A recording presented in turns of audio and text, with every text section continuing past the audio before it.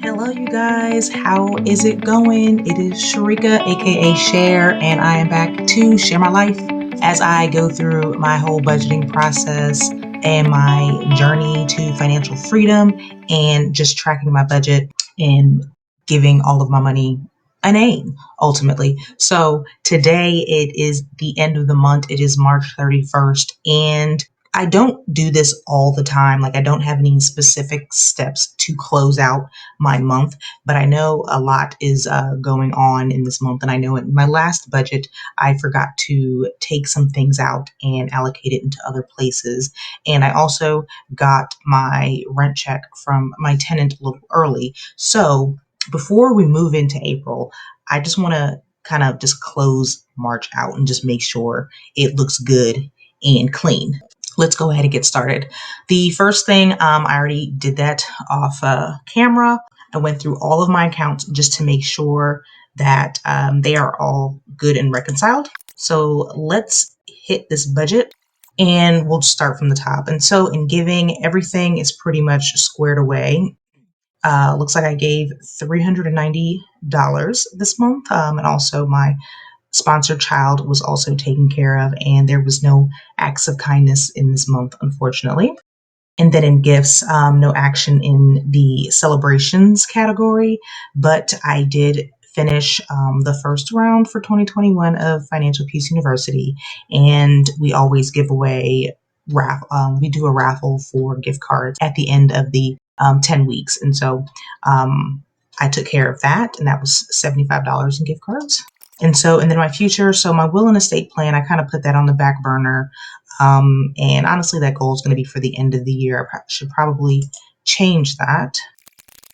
Yeah, we'll just stretch that out a little bit, just to make it a little bit more manageable, because it is a nice chunk of change, and I have some other priorities that I have going on right now. But I did put my 50 to my Roth IRA, and then I got some extra money somewhere, and I decided to put $100 into my M1 Finance account.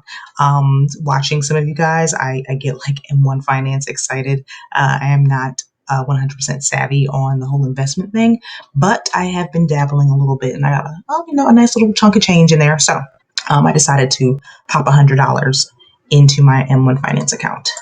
The credit cards are all paid up. I just this has not this is still pending, so that's going to happen next month. And my fixed bills, Peloton got paid. The rent, that's what we need to take care of. So since I no longer have to pay rent to my parents, we're just going to zero that out, and so that can go back to be budgeted. And I'll hide that category since I won't be doing that anymore. Um, YouTube music ended up being 1271. Very weird number, but we're gonna work with that. The cell phone, Hulu, ended up going up to 635, 6284, and the 21133. Yeah, I need to change some of these goals or what I was actually budgeting. For some reason, I budgeted 64, but it's actually 33. But either way, I'm just going to leave that change in there. And then next month, I'll just click under budgeted or underfunded, and it'll just budget those amounts out. Debts have been paid. I made a payment of $1435 to my student loan. So that's my minimum payment of, was it $435? And then I made the additional, remember I got the $982 from the state of Maryland as a tax credit. And then I just threw some extra change in there too. So then I made a $150 payment towards my daughter's student loan. I make $75 each check to my daughter's student loan. And when she is working, she also makes payments every time she gets paid. So I just say the money that I'm paying is making sure that the interest isn't stacking up.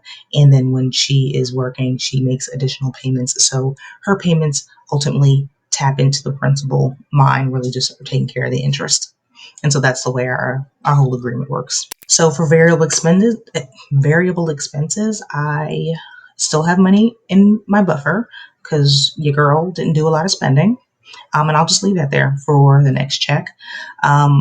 So in laundry, I have $15 left. And so remember the first week I went and got my laundry and the owner was not there.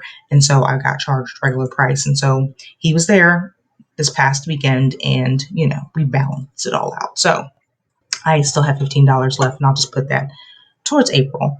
And in gasoline, I I have 53.50 left, and I'm just going to go ahead and leave that there because I know this weekend is Easter weekend and I'll be doing a lot of driving around or whatever, so it'll probably just catch up to itself.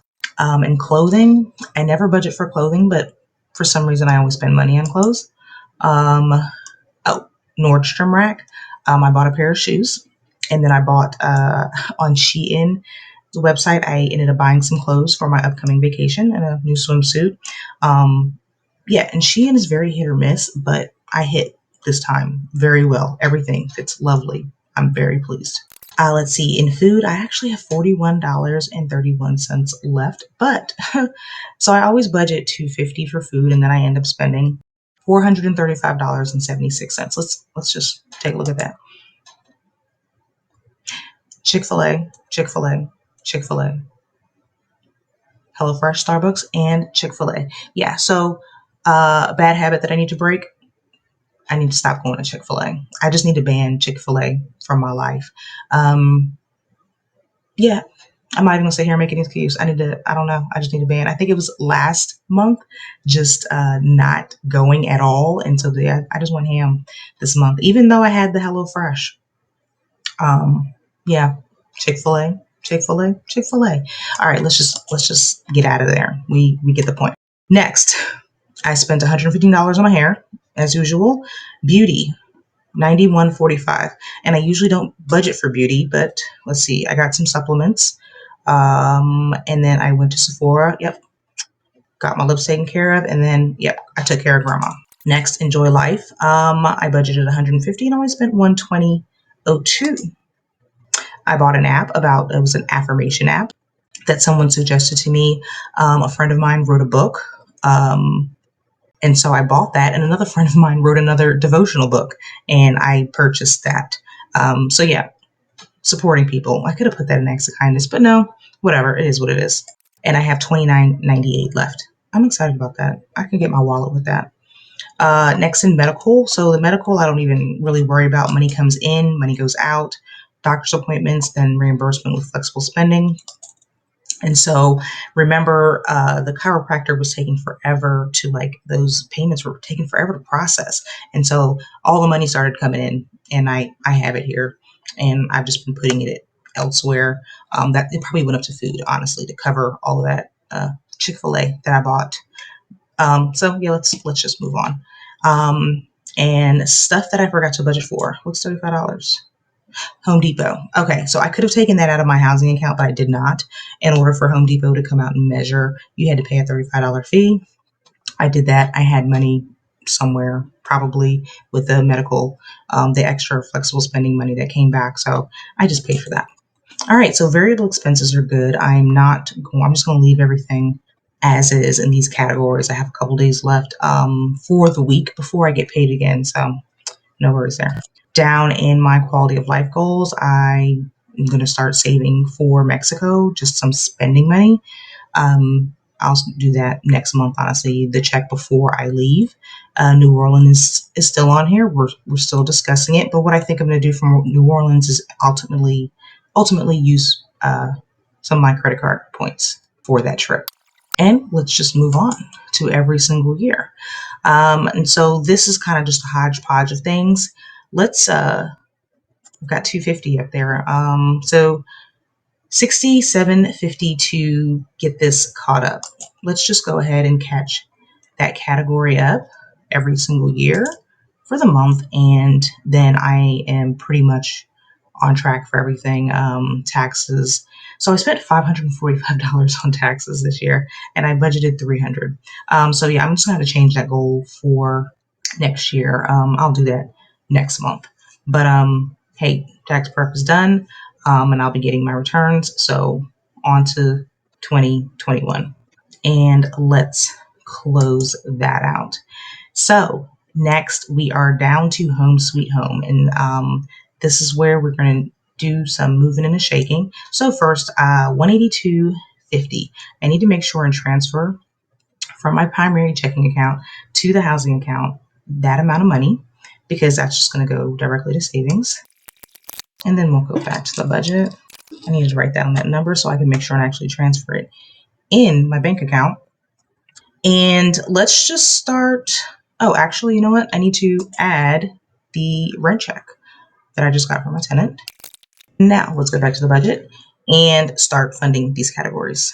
Okay, so if you saw my last video, I'm trying to figure out what I'm going to do with the carpet. I actually called another person and I have more quotes coming out because I'm really not trying to pay $4,000 for carpet, and I really think I can get a better price. So for now, I'm just going to keep the $2,400 in there.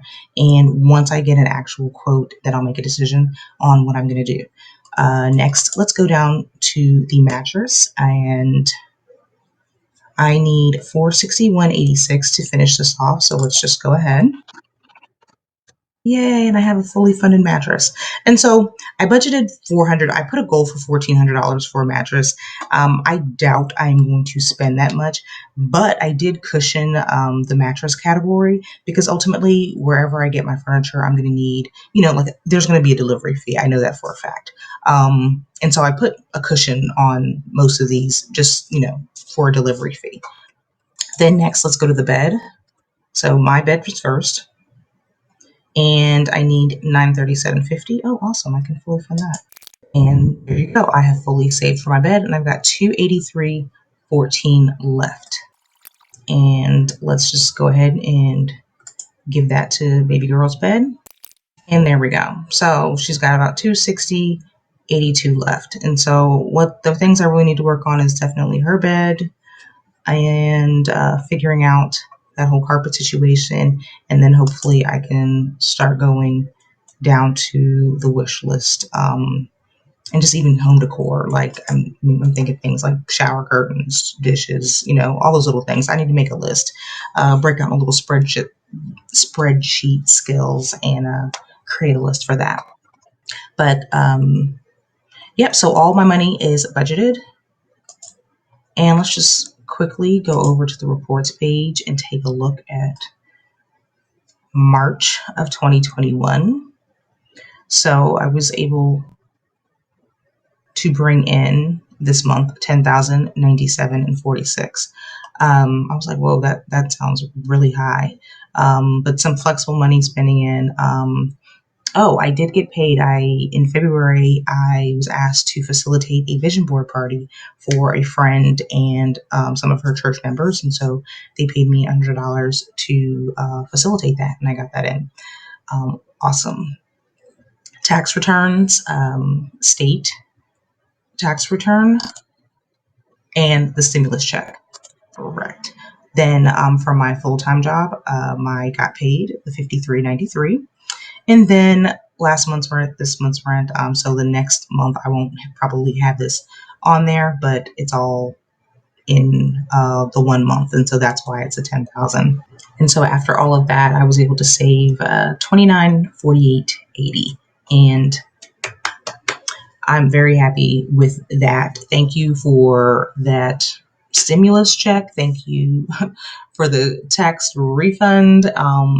Thank you for the $100, all the money that came in to my household this month. I am very grateful because now I do not, at first I was a little bit anxious, like, oh my gosh, I have 2 months to move in and really don't have a lot of money or a lot of anything to move in with. But I'm glad, seeing it on here is definitely making me confident that I'm going to, have some furniture and be able to actually, decorate a little bit. So I'm very excited. And thank you guys for joining me on my budgeting journey and watching me as I closed out my March, and I am ready for April 1st. And we are just going to keep on moving.